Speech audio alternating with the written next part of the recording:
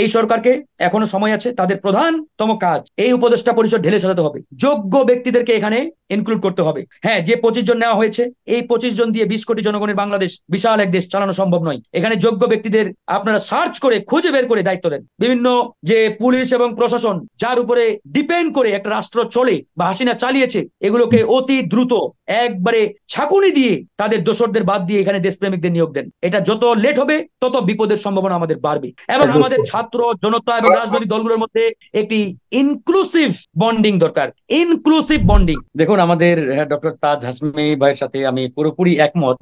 তিনি যে যুক্তিগুলো তুলে ধরেছেন, আসলে এটা বলতে গেলে আমরা যদি একটু পিছন থেকেই সামনে আসি, যে 5ই অগাস্টের আগে যে ফ্যাসিবাদ বাংলাদেশে কায়েম ছিল, এবং 5 তারিখে আমরা এই ফ্যাসিবাদকে পরাজিত করলাম, এই ফ্যাসিবাদের একটা কবর রচিত করলাম আমরা। তো এরপরে নতুন এক বাংলাদেশের যে জন্ম হলো, যদি আমরা এটাকে একটা দ্বিতীয় মুক্তিযুদ্ধের মাধ্যমে দ্বিতীয় স্বাধীনতা বলে থাকি, যাই হোক, এটা অনেকেই বলছেন, ছাত্র যুবক তরুণরা বলছেন।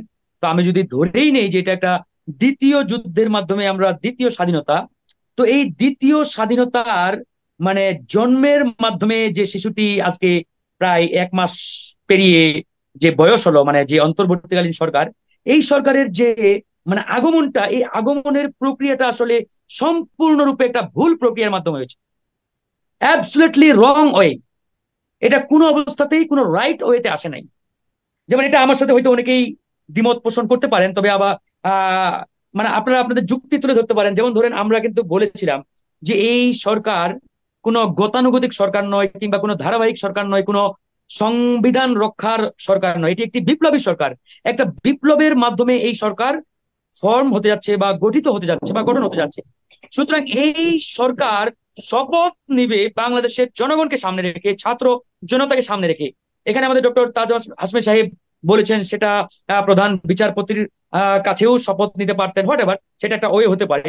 কিন্তু ফ্যাসিবাদের কমান্ডার, ফ্যাসিবাদের নিয়োগকৃত বাংলাদেশের মহামান্য রাষ্ট্রপতি, তার কাছ থেকে শপথ নিয়ে, এবং সেটা ফ্যাসিবাদের সার্জারি করা সংবিধানের আন্ডারে, মানে এখানেই তো আমাদের মূল গলদ, এখানেই মূল প্রবলেমটি লুকায়িত রয়েছে, এখানেই মূল সমস্যাটি আমাদের মানে মানে মূল সমস্যার বীজটাই আমরা বপন করেছি সেই সংবিধানের আন্ডারে শপথটা নিয়ে। এবং এর পরেও আমরা বলেছিলাম, ইভেন আমরা প্রধান উপদেষ্টার সাথে যে বৈঠকগুলো হয়েছে, সেই বৈঠকে আমরা সরাসরি বলেছি যে এইভাবে একটা সরকার কখনোই সামনের দিকে আগালে জনগণের যে প্রত্যাশা, জনগণের যে ডিমান্ড, সেই ডিমান্ড কখনোই ফুলফিল হবে না। এখন আমাদের করণীয় কি? ওই সময় আমরা বলেছিলাম যে আমাদের করণীয় আছে এবং এর সমাধানও আছে। আমরা ছাত্রদেরও বলেছিলাম, স্যার জি শাসনাথ, ওই সময় আসিফ নাহিদদের, যে আমরা সম্মিলিতভাবে একটা বড় জমায়েতের ডাক দিই, সেখানে 20 থেকে 30 লক্ষ ছাত্র জনতা জনগণ ঢাকায় আসবে, এবং সেদিন একসাথে একযোগে আমরা চুপ বুকে বহিষ্কার করে আমরা আমাদের ডক্টর ইউনূস সাহেবকে প্রেসিডেন্ট ঘোষণা করব। এটা জনগণই ঘোষণা করবে। আর আপনি জানেন যে কোনো গণ অভ্যুত্থান কিংবা কোনো বিপ্লব কখনোই কোনো নিয়ম নীতির অধীনে বা আন্ডারে হয় না। আর যখন একটা বিপ্লব সফল হয়, তখন ওই দেশে বা ওই রাষ্ট্রে কোনো সংবিধান কার্যকর থাকার কোনো যৌক্তিকতা নেই। কারণ ওই সংবিধানই আপনি মানেন না, ওই সংবিধান ছুঁড়ে ফেলে দিয়ে আপনি বিপ্লব করেছেন, আপনি তাদেরকে পরাজিত করেছেন। তাহলে আপনি যে সংবিধানকে ছুঁড়ে ফেলে ছিঁড়ে ফেলে দিয়ে আপনি বিপ্লব করে একটি বিপ্লবী সরকার গঠন করতে যাচ্ছেন, আবার সেই বিপ্লবী সরকারকে সেই ছুঁড়ে ফেলে দেওয়া সংবিধান নর্দমা থেকে বের করে এনে তুলে এনে আপনি তার আন্ডারে ওথ নিচ্ছেন, শপথ নিচ্ছেন। How ridiculous! একবারে হাস্যকর বিষয়। এখন এই যে বুদ্ধিটা, এই যে ওয়েটা যারা বের করলেন, তারা কারা এটি আমাদের বুঝতে হবে। যেমন ধরুন, রাষ্ট্রপতির কাছে পরাজিত প্রধানমন্ত্রী শেখ হাসিনা কি করলেন? পদত্যাগ করলেন। এরপরে রাষ্ট্রপতি উদ্যোগ নিলেন। কে উদ্যোগটা নিয়েছেন? রাষ্ট্রপতি, নট ছাত্র জনতা। বুঝতে হবে সাগর ভাই, বিপ্লব রাষ্ট্রপতি করে নাই, বিপ্লব করেছে এদেশের ছাত্র জনতা, রাজনৈতিক দলগুলো, এদেশের জনগণ। বাট অন্তর্বর্তীকালীন সরকার গঠনের সিদ্ধান্ত জনগণ নেই নাই, নিয়েছে কে? রাষ্ট্রপতি। এবং এই অন্তর্বর্তীকালীন সিদ্ধান্ত নেওয়ার আগে রাষ্ট্রপতি পরামর্শ নিয়েছে কার কাছে জানেন? বাংলাদেশের প্রধান বিচারপতি তথা মহামান্য সুপ্রিম কোর্টের কাছ থেকে বা মাননীয় সুপ্রিম কোর্টের কাছ থেকে। এখন বুঝতে হবে এই বাংলাদেশের প্রধান বিচারপতি কে? তিনি তো আমার আপনার নিয়োগকৃত নয়, তিনি তো জনগণের প্রধান বিচারপতি ছিলেন না, তিনি ছিলেন হাসিনা এবং ভারতের নিয়োগকৃত প্রধান বিচারপতি। তাহলে আপনি ভারতের নিয়োগকৃত লোকের মানে ওই উদ্ভাবন করা বা সিদ্ধান্ত নেওয়া অন্তর্বর্তীকালীন সরকারের সিদ্ধান্ত মেনে নিলেন, আবার তারা পরামর্শ নিল ওই সুপ্রিম কোর্টের প্রধান বিচারপতি, তারা কারা, তারাও ভারতের নিয়োগকৃত, হাসিনার নিয়োগকৃত, মানে সবকিছু তারাই করছে। এর মাধ্যমে আপনি ওত নিয়ে আমার সামনের দিকে আগালেন। এখন আসেন, এই যে উপদেষ্টা পরিষদের যারা নিয়োগ পেয়েছে, তারা কোন পাইপলাইনে, কোন রাস্তায় নিয়োগ পেয়েছে, কোন যোগ্যতায় নিয়োগ পেয়েছে, হোয়াট এভার, এরকম অনেক প্রশ্ন আমাদের সামনে আজকে মানে প্রশ্ন আমরা আজকে দেখতে পাচ্ছি, আমরা প্রশ্ন করছি। আজকে আমাদের বলতে আমরা বাধ্য হচ্ছি যে আমাদের আসলে এই উপদেষ্টা পরিষদে যারা নিয়োগ পেয়েছে, এরা আসলে জনগণের মতের আলোকে, জনগণের প্রত্যাশা অনুযায়ী এরা নিয়োগ পায় নাই। যেমন এই যে প্রবাসী কল্যাণ মন্ত্রণালয়, এখানে যাকে নিয়োগ দেওয়া হয়েছে বা যার আন্ডারে রয়েছে, তিনি কি প্রপার পারসন? তিনি প্রবাসীদের সম্পর্কে কতটুকু জানেন? আমি তো মনে করি এখানে আপনাকে দায়িত্ব দেওয়া দরকার ছিল, কিংবা প্রবাসী যারা দীর্ঘদিন ফ্যাসিবাদ বিরোধী লড়াই করেছে, সংগ্রাম করেছে, তাদের মধ্য থেকে একজনকে দায়িত্ব দেওয়া দরকার ছিল। আপনি সাগর সাহেব যতটুকু প্রবাসীদের সমস্যা নিয়ে অবগত, আমি চ্যালেঞ্জ দিয়ে বলতে পারি এই উপদেষ্টা পরিষদের অন্য কেউ ততটুকু অবগত নয়। তারা জানবেই না। তারা কিভাবে জানবে তারা প্রবাসীদের সাথে কতটুকু মিশেছে, কতটুকু তাদের সমন্বয় হয়েছে, কতটুকু তাদের সাথে তিনি সময় কাটিয়েছেন? তাহলে তিনি জানবেন কিভাবে? তাহলে এই যে প্রবাসী 2 কোটি জনগণ পৃথিবীর বিভিন্ন দেশে বসবাস করছে, তাদের সমস্যা আপনি সমাধান করতে চান, এখন দায়িত্ব দিলেন বাংলাদেশের একজনকে, সে এই সমাধান কিভাবে সমস্যার সমাধান করবে? এখানে একজন প্রপার যোগ্য ব্যক্তি, যিনি প্রবাসীদের সাথে বছরের পর বছর সময় কাটিয়েছেন, থেকেছেন, সমস্যাগুলো অনুধাবন করছে। না, এটা আপনার নামটা আমি এক্সাম্পল হিসেবে দিলাম, এখানে যে আপনি থাকবেন নতুন প্রবাসীদের নামও তো নেওয়া হচ্ছে না, যে প্রবাসীরা যে ভূমিকা রেখেছে এটা তো আরো আরো আরো বড় একটা সমস্যা। এখন আসেন, এই যে আমাদের স্বরাষ্ট্র বলেন, আইন বলেন, এগুলো নিয়ে আমাদের যথেষ্ট প্রশ্ন রয়েছে, যথেষ্ট। এবং জনগণের ভিতরে একটা চাপা ক্ষোভ বিরাজ করছে ভাই। এই যে আমাদের ওই ডক্টর আমাদের মঞ্জুর ভাই খুব চমৎকার ভাবে বলেছেন, আমি এটা আসলে এখন বলতে বাধ্য হচ্ছি যে আমরা কার্যত পক্ষে লিখিতভাবে হয়তো দেশকে বিপ্লবের মাধ্যমে স্বাধীন করেছি, কিন্তু বাস্তবিক করতে পুরো বাংলাদেশ এখন আওয়ামী লীগের দখলে, এখনো আওয়ামী লীগের দখলে। আজকে বাংলাদেশের সচিবালয় বলেন, ডিসি অফিস বলেন, থানা বলেন, উপজেলা বলেন, সব জায়গায় আওয়ামী লীগের নিয়োগকৃত লোকজন, সব জায়গায় ভাই। কয়জনকে আপনি সরাতে পেরেছেন? এখন এখানে বলবেন যোগ্য লোক নাই, এটা নাই, সেটা, নো, এগুলো স্রেফ স্রেফ অজুহাত। ভাই আমাদের যথেষ্ট লোক আছে, কিন্তু আপনার নিয়াত থাকতে হবে। আপনার নিয়াত যদি সেই জায়গায় সহি না থাকে, আপনি কাজ করতে পারবেন না। আজকে সচিবালয়ে আমাদের 64 জন লোক নাই, কিংবা 50 জন লোক নাই, বা যে 30-35টা মন্ত্রণালয় আছে, এই 30-35 জন দায়িত্ব নেওয়ার মতো দেশপ্রেমিক আমলা সচিবালয়ে নাই। শত শত সচিব সেখানে রয়েছে, প্রতিদিন প্রায় আমি সচিবালয়ে যাই, কত ভালো মানুষ সেখানে রয়েছে, হাসিনার আমলে নির্যাতিত, নিপীড়িত, এরকম শত শত সচিব আমলা রয়েছে, কিন্তু আপনি তাদের সামনে নিয়ে আসছেন না, তাদের দায়িত্ব দিচ্ছেন না। দায়িত্ব কাদের দিচ্ছেন?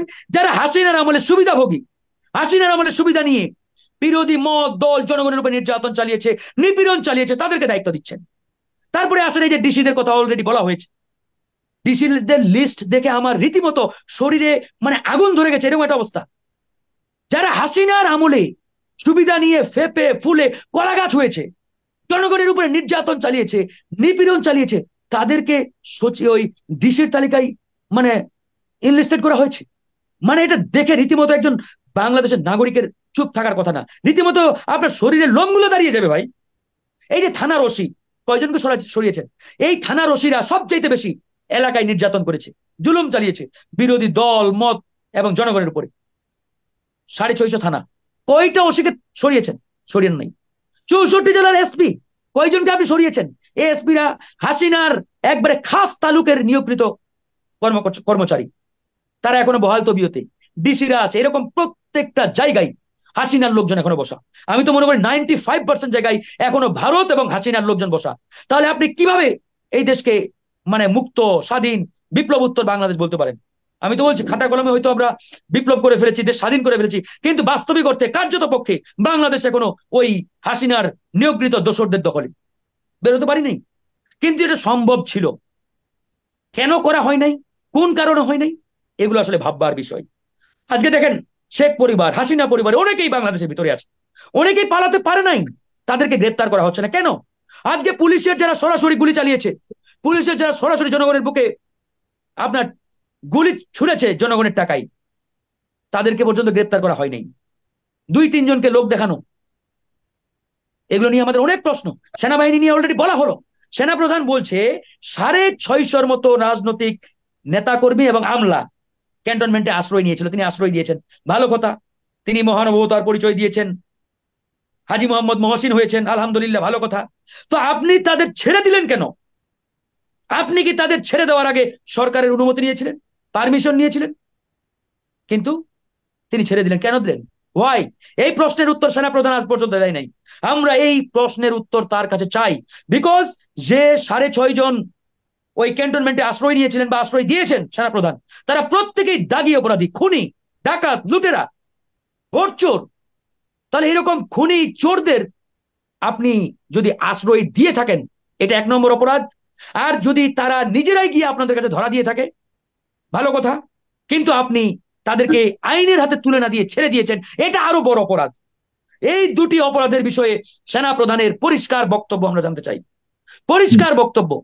আমি ফারুক হাসানকে গুম করতে পারেন, মেরে ফেলতে পারেন, কিন্তু আমার মুখ বন্ধ করতে পারবেন না। আমরা এই প্রতিবাদ অব্যাহত রাখবো। হাসিনার আমলে বলেছিলাম, হাসিনার পতন হওয়ার পরে যারা আসবে, যদি আমরাও আসি বা হোয়াট এভার, যারাই ক্ষমতায় আসুক, তারা যদি অন্যায় করে, অনিয়ম করে, আমরা চুপ থাকবো না, আমরা কথা বলবো, আমরা কথা অব্যাহত রাখবো। কিন্তু আপনাকে অনেক আজকে ধন্যবাদ সেটা ফারুক হাসান, শেষ করতে হবে আপনাকে এখানে। এরকম আমার কাছে মনে অসংখ্য হয় আপনি যে প্রশ্ন রয়েছে, প্রশ্নগুলি তুলেছেন আমরা সবগুলি এই প্রশ্নের বিষয়গুলো। মধ্যেই আপনার সমাধান নিহিত আছে। আমি মনে হয় আপনি 1 মিনিটে যদি শেষ সাগর করতে ভাই, পারেন। 30 সেকেন্ড। এখন এই যে সমাধানের যে রাস্তা, হ্যাঁ, সমাধানের রাস্তা আছে। এই সরকারকে এখনো সময় আছে, তাদের প্রধানতম কাজ এই উপদেষ্টা পরিষদ ঢেলে সাজাতে হবে, যোগ্য ব্যক্তিদেরকে এখানে ইনক্লুড করতে হবে। হ্যাঁ, যে 25 জন নেওয়া হয়েছে, এই 25 জন দিয়ে 20 কোটি জনগণের বাংলাদেশ, বিশাল এক দেশ চালানো সম্ভব নয়। এখানে যোগ্য ব্যক্তিদের আপনারা সার্চ করে খুঁজে বের করে দায়িত্ব দেন। বিভিন্ন যে পুলিশ এবং প্রশাসন যার উপরে ডিপেন্ড করে একটা রাষ্ট্র চলে বা হাসিনা চালিয়েছে, এগুলোকে অতি দ্রুত একবারে ছাকুনি দিয়ে তাদের দোসরদের বাদ দিয়ে এখানে দেশপ্রেমিকদের নিয়োগ দেন। এটা যত লেট হবে, তত বিপদের সম্ভাবনা আমাদের বাড়বে।